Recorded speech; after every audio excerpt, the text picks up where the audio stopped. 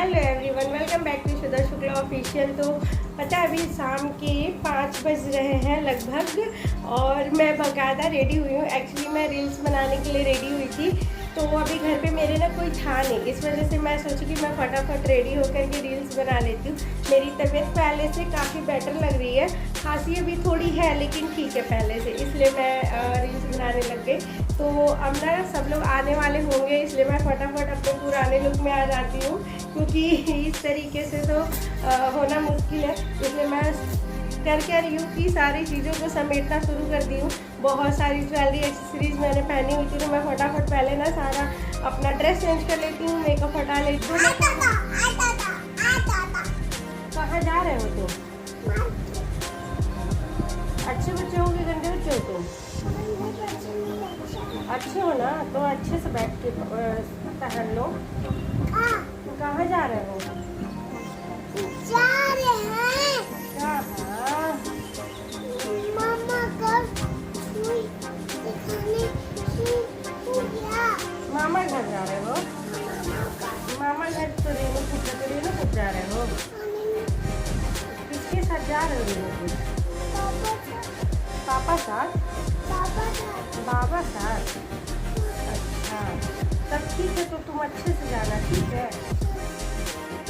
बढ़िया से ना। हाँ, दो पहना के ना।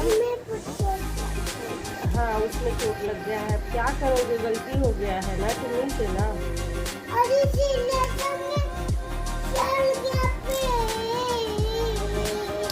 पहन लिए, चलो जा।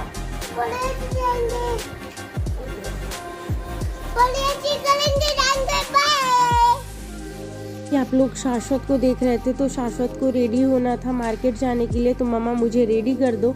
तो सबसे पहले मैं उनको रेडी करने चली, और माँ ऐसा कोई काम नहीं कर सकती है जिसमें बच्चे इन्वॉल्व ना हो, क्योंकि बच्चों के बिना हमारा दिन ही नहीं है। बच्चे तो हमारे आगे पीछे घूमते रहते हैं, तो उनके संग तो भाई काम है ही।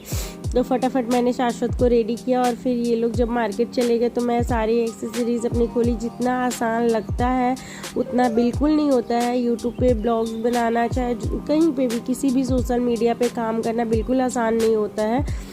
तो फिर मैंने जितनी सारी चीज़ें थी ना, उसको सब ऑर्गेनाइज़ करके रखा। कोई भी चीज़ को मैं इसी तरीके से नहीं रख देती हूँ। इसका कारण ये है कि दोबारा से जब ज़रूरत पड़ेगा तो फिर वो सारी चीज़ें मिलेगी नहीं। जो भी एक्सेसरीज़ है तो संभाल के रखना बहुत ज़रूरी होता है। फिर कपड़े भी मैं फ़ोल्ड करके रखी। इस तरीके से कपड़े रखने के से कपड़े का जो लाइट है वो ख़राब हो जाता है।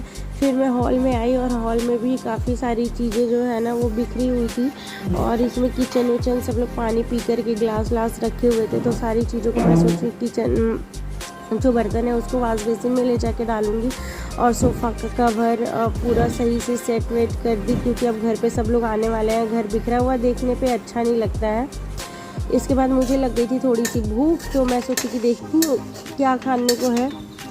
दोपहर में मैंने चावल फ्राई किया हुआ था सोयाबीन प्याज टमाटर डाल के, तो वो मिल गया मुझे, थोड़ा सा बचा था मेरे लिए, तो मैं उसी को ले लेती हूँ और हल्का सा खा लेते हैं फिर, क्योंकि ज़्यादा चावल खाना ना, मतलब वो भी शाम को खांसी हो रहा है तो और ज़्यादा होने लगेगा। फिर मैं ऊपर चली आई, और कपड़े सारे मेरे इकट्ठे पड़े हुए थे। बारिश इतनी ज़्यादा हो रही है कि कपड़े अच्छे से सूख नहीं पा रहे हैं, तो ऊपर वाले रूम में मेरा खाली है, तो उसमें तार बांध करके और जितने सारे कपड़े हैं ना सबको एक एक करके फैला रही हूँ यहाँ पे। कपड़े इकट्ठे रखने से भी कपड़े में बहुत स्मेल सा आने लगता है बरसात में। वो भी अगर कपड़े को धूप में ना दिखाया जाए, धूप ना सूखे धूप में, तो उसमें स्मेल, अजीब सी स्मेल आती है। कपड़ा चाहे कितना भी सूख जाए लेकिन स्मेल रह ही जाता है। तो फिर मैं जल्दी जल्दी ये काम भी समेट ले रही हूँ, क्योंकि जितना जल्दी मैं काम करूँगी शाश्वत आ जाएगा, इसके बाद उसके संग ना काम करना बहुत मुश्किल होता है। वो आधा काम खुद ही करना स्टार्ट कर देता है। तो फटाफट मैं कपड़े को सरियाना शुरू कर दी हूँ, फैलाना सॉरी। और जैसे मेरा पूरा कपड़ा फैल जाएगा तो थोड़े बहुत जो सूखे कपड़े हैं उनको लेकर के मैं नीचे चली जाऊंगी। और ये ना हॉल मेरा अभी खाली इसलिए है क्योंकि इसमें रेंटर रहते थे और अभी कोई रह नहीं रहा है, तो खाली ही है।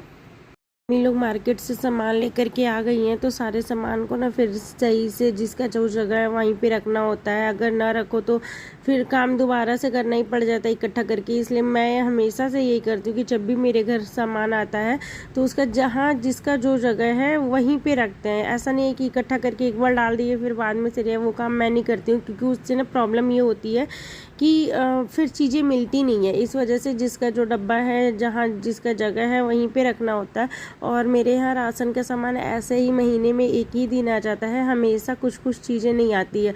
तो एक बार आ जाता है, इससे एक चीज़ अच्छा भी होता है कि मतलब बजट अच्छा बना रहता है, कोई प्रॉब्लम नहीं होता है आगे।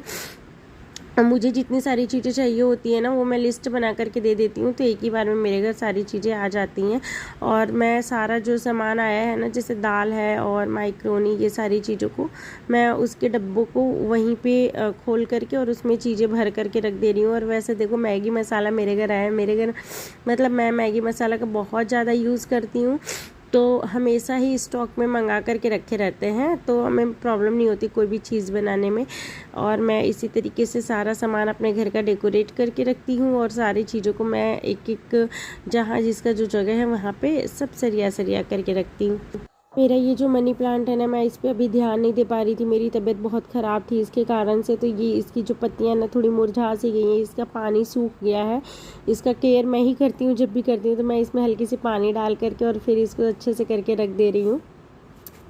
फिर मैं आटा गूंथ ली थी, तो मैं सोची कि थोड़ा सा रोटी भी बना देती, पराठा। शाश्वत को भूख लग गया था तो मैं उसके लिए एक पराठा बना दे रही हूँ। दूसरी ओर मैं दूध को बॉयल कर दे रही हूँ। दूध और पराठा वो खा लेता है। फिर मैं फटाफट जल्दी जल्दी सभी लोगों के लिए पराठा बना करके रख देती हूँ। और दूध बॉयल हो जाएगा तो मैं शाश्वत को खिलाने जाऊँगी, क्योंकि वो अभी बच्चा है।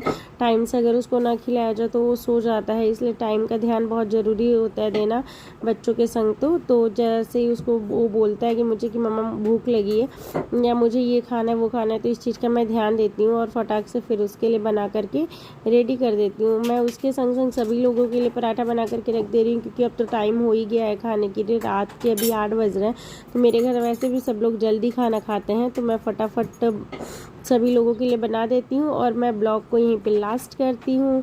और आप लोगों को मेरा ब्लॉग कैसा लगता है ये मुझे कमेंट करके बताना। एंड थैंक यू आप लोगों को मेरे साथ जुड़ने के लिए। एंड प्लीज़ मेरे वीडियो को ज़्यादा से ज़्यादा लाइक शेयर सब्सक्राइब करना बिल्कुल नहीं भूलना। Bye bye, take care.